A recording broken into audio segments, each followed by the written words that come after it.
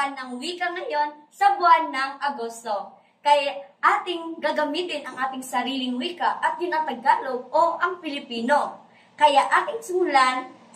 Gaano nyo ba kamahal ang ating pabansang wika? Siyempre! 100.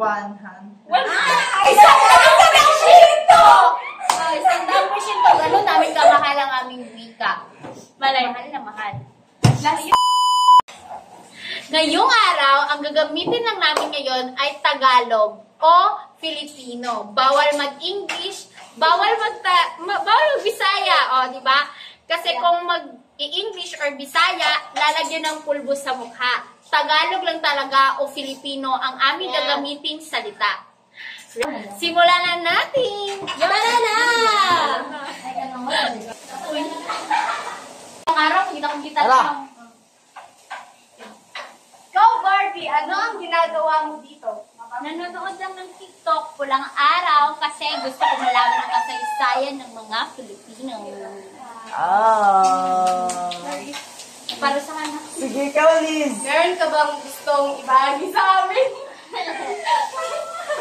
Sa ating wika. Siyempre, ang wika natin ay wika ng lahat. Wika natin. At mahal na mahal natin ito. Kasi sariling atin to. Atin to eh. Akin to eh. Sabi nga ni Rizal, ang hindi marunong magmahal sa kanyang sariling wika ay mas malansa pa sa malansang isda.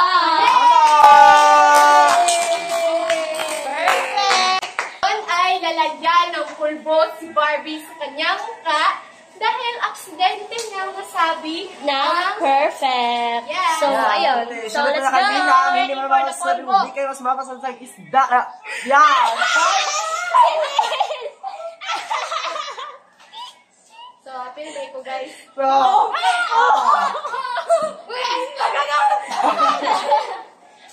Pangalawa, Perfecto ha. Yay! Ayan yung perfecto.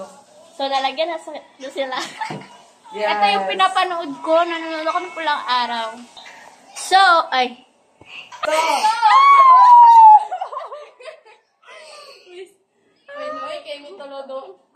Kasi, bantayan niyo yung mga salita niyo. Ngayon, ngayon, habang naghihintay kami, nagluluto silang Mary Chris at Realin. Look, ay!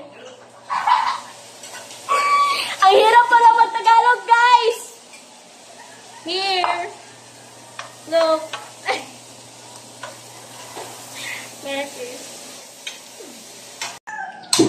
Mahalaga talaga ang wika natin kasi pag pupunta tayo sa iba't ibang bahagi ng ating bansa, Tagalog talaga ang ating gagamitin. Kasi yun ang ating naiintindihan. Kasi pupunta ka ng Cebu, pupunta ka ng Palawan, pupunta ka ng kahit saang Batangas, Baguio, Tagalog talaga ang ating gagamitin. Magagamit talaga siya sa magagamit talaga siya kung pupunta ka doon. Kasi doon kayo magkakaintindihan. Kasi doon kayo magkakaintindihan. Ngayon, dito na namin tatapusin ang aming vlog. Kunting paalala lang na lagi nating mahalin ang sariling atin.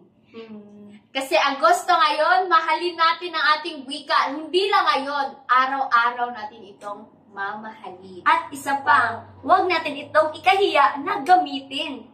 Sa araw-araw kasi gamit na gamit talaga ito kung saan parte ng Pilipinas tayo pupunta. Tagalog o Filipino. Kaya, paalam!